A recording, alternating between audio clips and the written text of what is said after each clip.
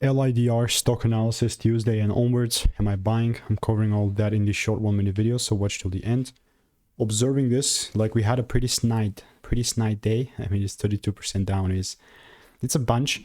Context, I've done 34,000 videos over the last 4 years, spending thousands of dollars on courses, mentors, and documented everything.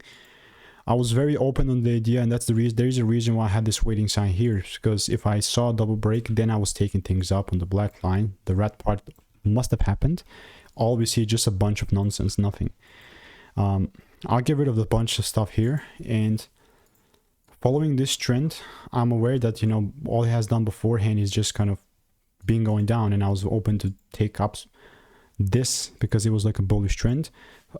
Finally, we're inside our demand area, and the only point that I care about of me taking things up here, like one last call, honestly, and the likelihood of this happening, honestly, is quite slim. But if I see this double break, there is nothing stopping me from taking things up.